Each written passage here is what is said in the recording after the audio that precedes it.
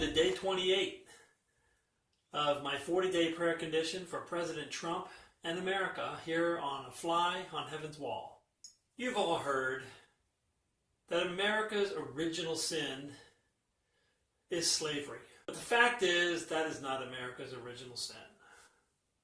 America's real original sin is that Americans came to believe that government was for the purpose of oppressing one group to the benefit of another group. And as a result, America practiced oppression against its own citizens. It started off with the new federal government being behind the oppression of blacks, who were originally oppressed by the British Crown. Then it became the federal government oppressing whites. You have a Whiskey Rebellion. You have the Sedition Acts, where it was illegal to criticize members of the government. That was a little bit like the French Revolution right there. So this original sin of using government as a club to oppress others, what gave us American slavery. Up until the Revolution, what we had was British slavery. But after our Revolution, after our Constitution was ratified, we owned it. We owned it because instead of following the Constitution our framers gave us, the framers themselves allowed government to continue its abuse of citizens, which allowed slavery to continue. This whole drama that we have in Washington, D.C., isn't it a lot like a reality television show?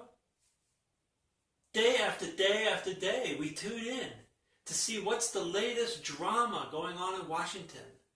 What's the greatest accusations that are being thrown about now? Has so-and-so slept with an intern? Has this guy said something stupid? Has that guy stepped in a pile of caca? Can we get him to lose his job for it?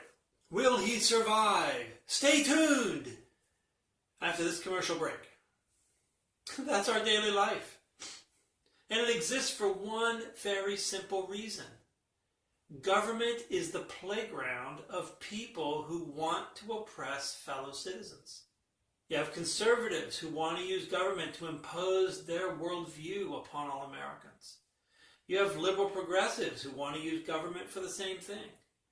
You have a million different groups of people all competing to get into government and grab its power so that they've got the ultimate force, and to use the violent force of government to compel other people to kowtow to their wants.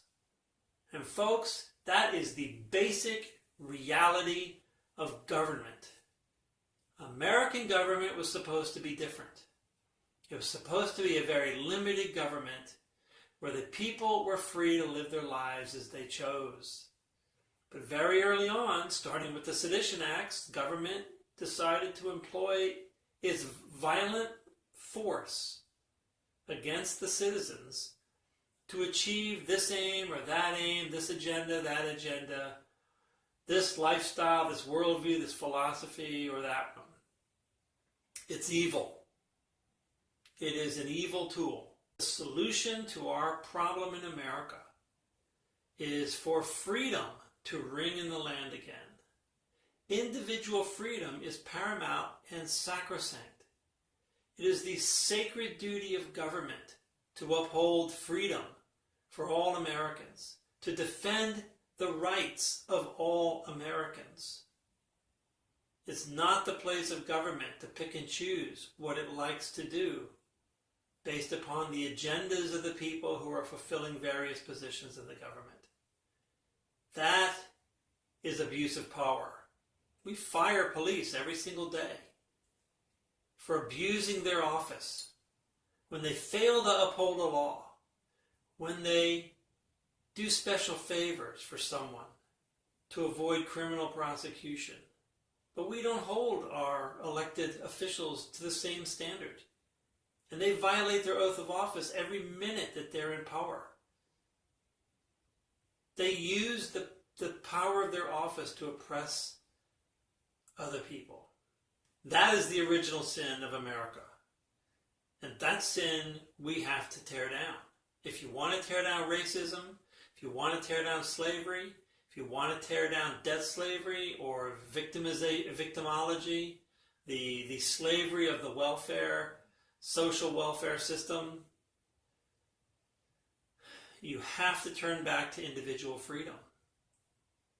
You have to allow each human being to follow their conscience within the parameters of not abusing the rights of others and causing them material harm.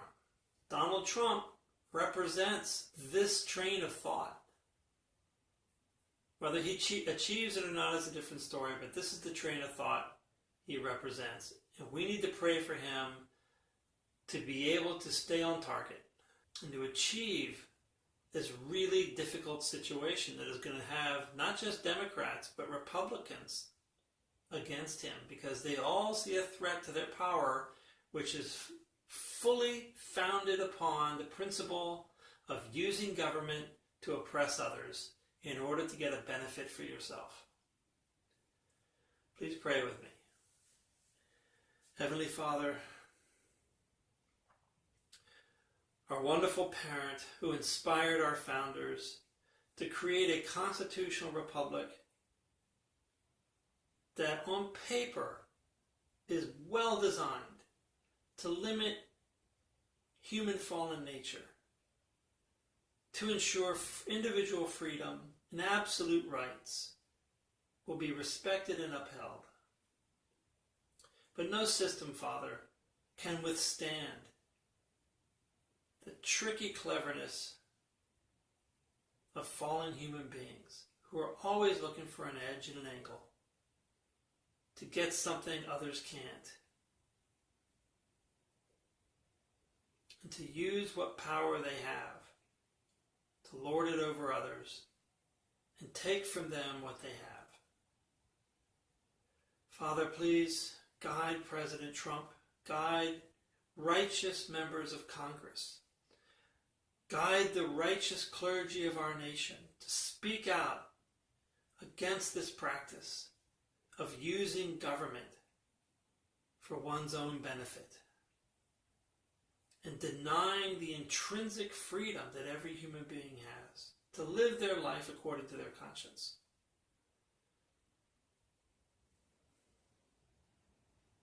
I pray for Donald Trump that he is humble, that he can have good counsel, that he listens to it when it is right.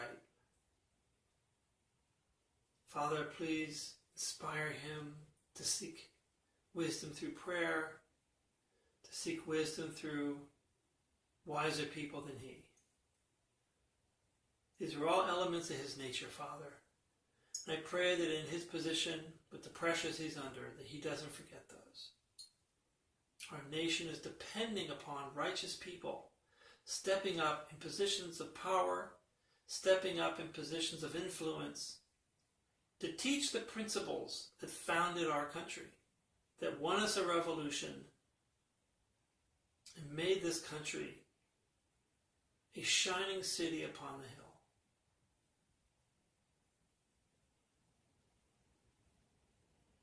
In true love, amen. Thank you for watching and joining me and praying. Please subscribe to my channel, A Fly on the Wall, and like the videos so I can tell I'm doing a good job and make more. And also, please share the video widely across your social media. So thank you very much for joining me here on day 28, and I'll see you next time. God bless.